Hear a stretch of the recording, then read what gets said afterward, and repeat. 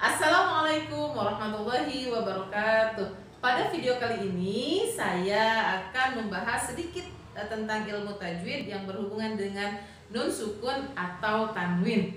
Jika ada kesalahan, mohon dikoreksi di kolom komentar. Terima kasih, selamat menyaksikan.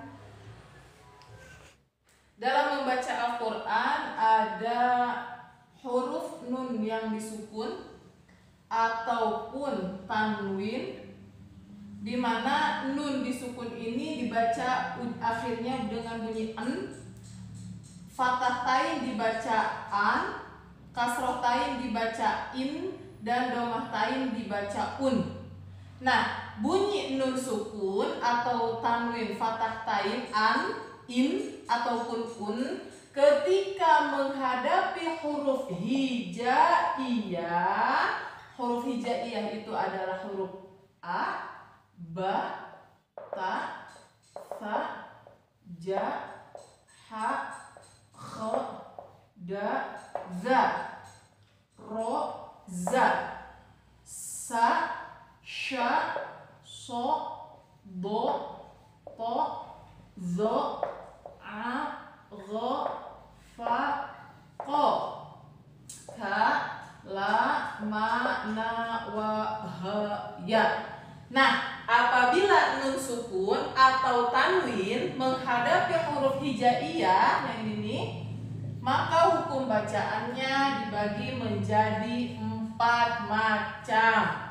Pertama, ada yang disebut hukum bacaan izhar. Izhar artinya adalah jelas.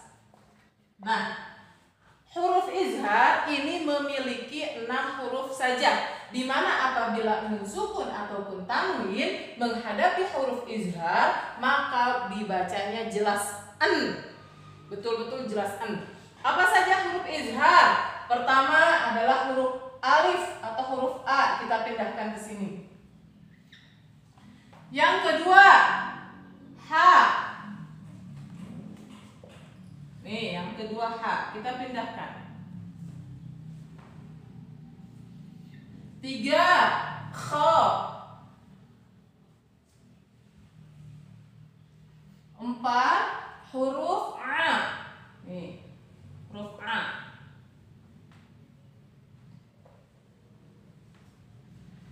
5, huruf gha. Dan 6 adalah huruf h. Ini kita pindahkan sini. Nah, apabila nun sukun ataupun tanwin menghadapi ke-6 huruf ini, maka cara membacanya adalah jelas. Contoh, man amana. Man amana. Cara membacanya ini dibaca dengan cara jelas, tidak boleh mendengung ataupun tidak boleh dibaca samar.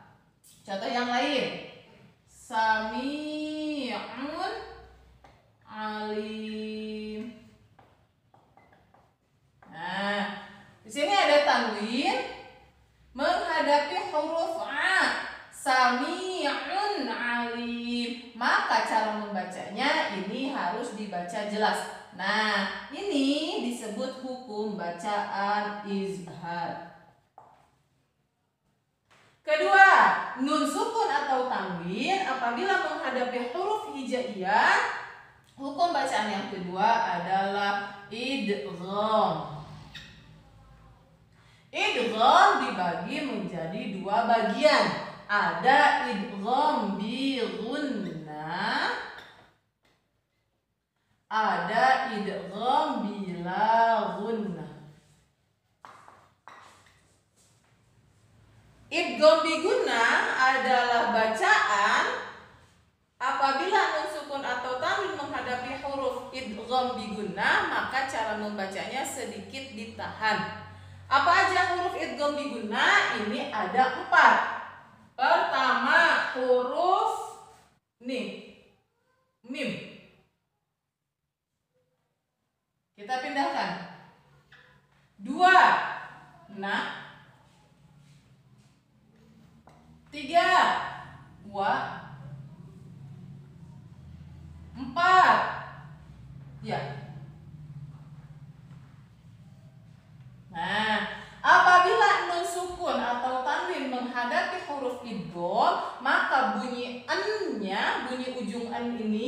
akan berubah ke huruf yang ini, yang di depannya. Contoh misalkan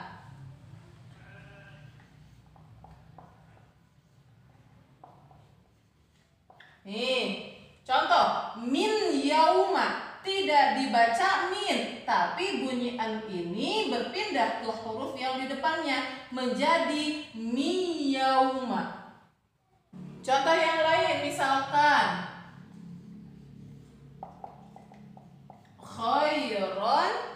khairon minhu.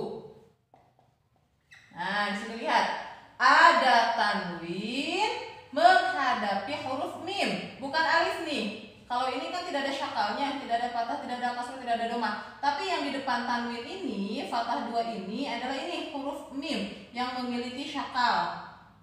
Ya. Nah, tanwin menghadapi huruf mim, maka cara membacanya bukan khairon, tapi bunyi an ini dirubah ke huruf yang di depannya menjadi khairom. Nah, tanwin menghadapi huruf mim itu yang disebut dengan hukum bacaan idgham bi gunnah. Ya, bacanya dimasukkan, tidak berbunyi an tapi dibunyi huruf yang di depannya. Khairam min, baik itu menggunakan syiddah ataupun tidak menggunakan syiddah, cara membacanya tetap khairam minhu. Yang ketiga, ada idgham bila gunnah. Idgham bila gunnah ini memiliki 2 huruf saja, yaitu huruf la dan huruf ro. Kita hapus di sini. Ya, stok huruf hijaiyahnya, huruf la dan juga huruf ro nih.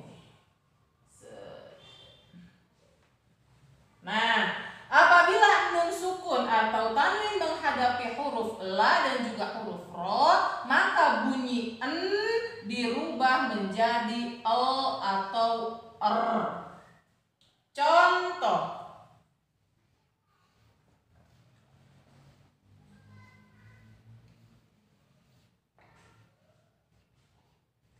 min rabbihim, nun sukun menghadapi ro, bukan dibaca min rabbihim, tapi dibacanya mir rabbihim.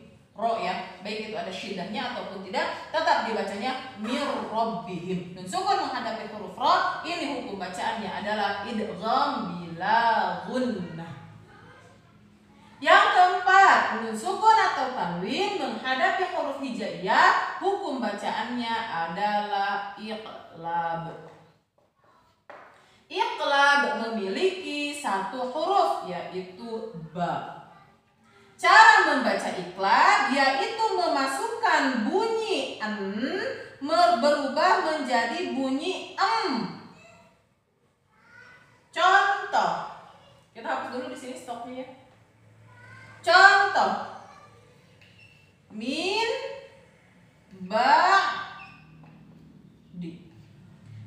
Ini dibacanya bukan min ba'di, tapi dibaca min ba'di. Biasanya di dalam Al-Qur'an hukum bacaan iqlab ini senantiasa ada huruf mim kecil.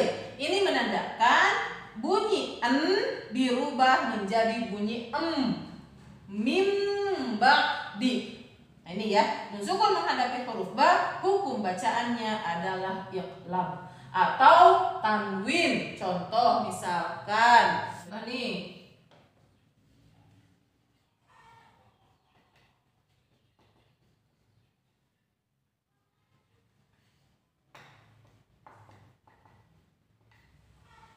contoh ini zakiyatam bi ghairi. Zakiyatam ini ada tanwin ya, fathah 2 menghadapi huruf ba.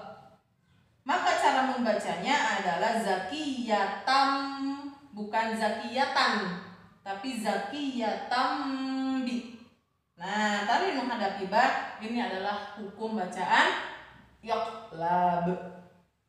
Yang keempat, nun sukun atau tanwin menghadapi huruf hijaiyah, hukum bacaannya adalah ikhfa.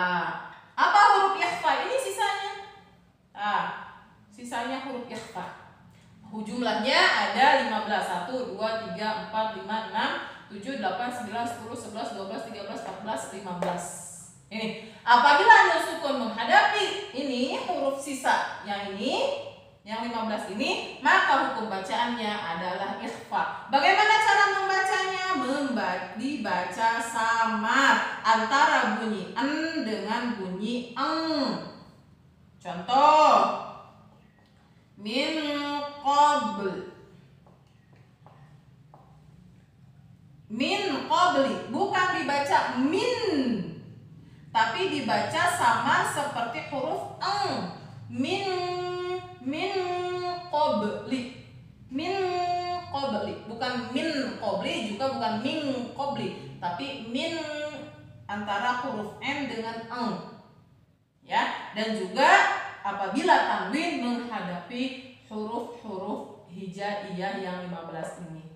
Ya, jadi sekali lagi, nun sukun atau tanwin hukum bacaannya ada 4. Pertama, ada hukum bacaan izhar, hurufnya ada 6. Alif, ha, kha, ain, ghin, dan ha. Yang kedua, nun sukun atau tanwin hukum bacaannya adalah idgham. Idgham ada 2, ada idgham bi gunnah, ada juga idgham bila gunnah. Bi gunnah hurufnya ada 4, mim, nun, wawu, dan juga ya. Bila gunnah hurufnya ada 2, la, ro, atau kita singkat lari. Kemudian hukum bacaan ketiga adalah iqlab. Iqlab hurufnya hanya 1 aja, yaitu ba. Yang keempat, hukum bacaan ikhfa. Ikhfa hurufnya adalah sisa-sisa dari izhar, idgham, dan juga iqlab. Jumlahnya ada 15 nih. Ini huruf hukum bacaan ikhfa. Oke, mudah-mudahan